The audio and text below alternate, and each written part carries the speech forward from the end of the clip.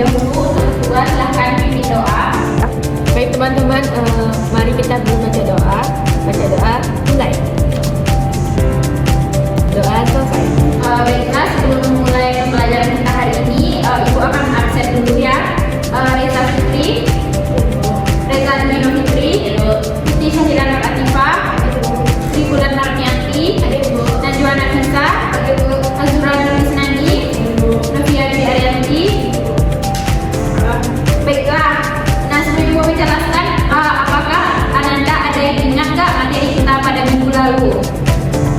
Reza, Bu. Ya, Reza silahkan. Materi kita minggu lalu itu tentang hukum permintaan.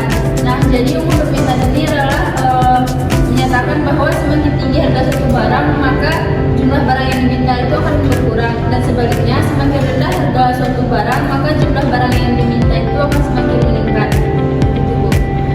Baiklah, selain dari Reza, apakah masih ada yang bisa menjelaskan ke Ibu materi minggu lalu? Saya, Bu. Jadi materi minggu lalu itu ada hukum penawaran. Jadi hukum penawaran itu adalah semakin tinggi harga barang, maka semakin banyak barang yang ditawarkan. Begitu juga sebaliknya, semakin rendah harga barang, maka semakin sedikit barang yang ditawarkan. Baiklah, untuk materi ini, materi hari ini Ibu akan menjelaskan tentang kebijakan moneter dan kebijakan fiskal. Nah, sebelumnya Ibu kan sudah bagi kalian menjadi dua kelompok. Nah, tolong disimak penjelasan yang Ibu kasih. Nanti ada gambar setiap kelompok, terus nanti Ibu tunjuk perwakilannya untuk menjelaskan.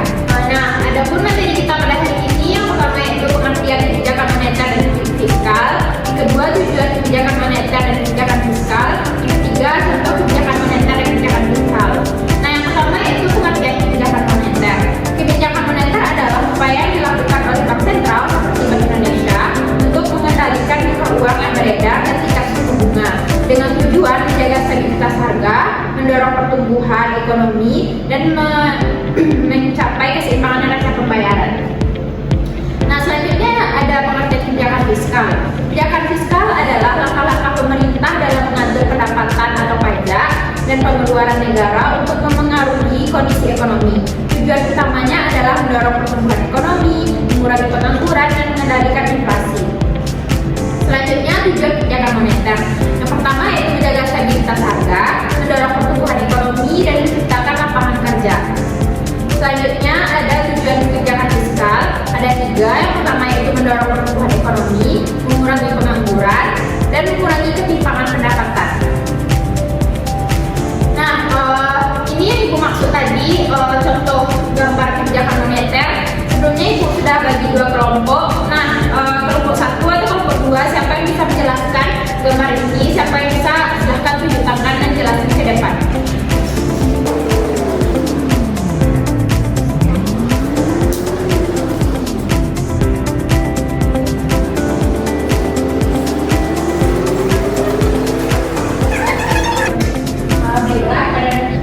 Oke, Novia, silahkan ke depan untuk menjelaskan gambar tersebut. Makna gambar ini adalah tentang keseimbangan antara usaha atau aktivitas ekonomi dengan hasil finansial atau pertumbuhan ekonomi. Timbangan yang miring ke sisi uang menandakan bahwa hasil keuangan saat ini lebih dominan atau lebih besar dibandingkan usaha yang dilakukan, atau juga bisa menunjukkan ketidakseimbangan antara kerja dengan imbal hasil. Baiklah, sangat bagus ya. Selanjutnya masih ada gambar tentang kebijakan fiskal. Nah, dari kelompok satu udah maju, kelompok dua siapa nih perwakilannya yang bisa tunjuk tangan ya? Najwa, Bu. Baiklah, kepada Najwa disilahkan maju untuk menjelaskan tentang contoh tersebut.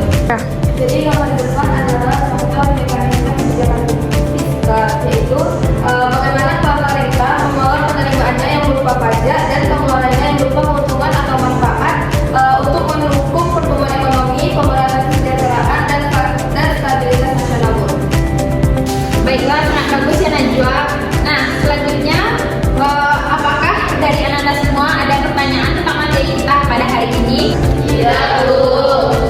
Baiklah, jika tidak ada pertanyaan tentang materi kita hari ini, Ibu akan mengadakan kuis. Nah, Ibu minta satu kelompok, satu perwakilan untuk menjawab kuis yang Ibu kasih. Yang pertama untuk kelompok satu. Kelompok dua, siapa yang bisa menjawab kuis nomor 1? Saya, Bu. Baiklah, kepada Putih, silakan. untuk bertanya itu apa tujuan utama dari kebijakan moneter? Jawabannya itu B, Bu, menstabilkan nilai mata uang. Baiklah, betul ya, Putih. Nah, selanjutnya Ibu sajikan lagi kuis tentang kebijakan fiskal. Nah, ini Ibu minta perwakilan dari kelompok 1 untuk menjawab. Reza, Bu. Baiklah, kepada Reza dipersilahkan untuk menjawab kuis tersebut. Baik, Bu, Reza akan menjawab kuis yang kedua, yaitu contoh kebijakan fiskal ekspansif adalah di sini jawabannya itu C, Bu, meningkatkan belanja negara. Baiklah, sangat bagus ya, betul jawaban dari Reza. Nah, cukup sekian materi kita pada hari ini. Apakah dari anak-anak semua ada yang bisa menyimpulkan materi kita hari ini dari awal sampai akhir pembelajaran hari ini? Ya, Bulan, silahkan. Baik, Bu, untuk materi hari ini tentang kebijakan fiskal yang moneter, Bu. Nah, untuk kebijakan fiskal sendiri, itu kebijakan yang dilakukan oleh pemerintah, Bu. Kebijakan yang dibuat oleh pemerintah, baik itu meningkatkan pembelanjaan dari segi negara dan sebagainya, Bu, untuk menjaga keseimbangan perekonomian Indonesia. Nah, tujuannya itu, Bu, dari kebijakan fiskal ada 4 yang dapat saya tangkap. Yang pertama, mendorong pertumbuhan ekonomi, meningkatkan lapangan kerja, mengurangi kesenjangan pendapatan, dan menjaga stabilitas ekonomi di Indonesia, Bu. Nah, untuk kedua kebijakan moneter, Bu. Nah, kebijakan moneter ini dilakukan oleh Bank Sentral, Bu. Nah, di Indonesia itu ada Bank BI, namanya Bank Indonesia.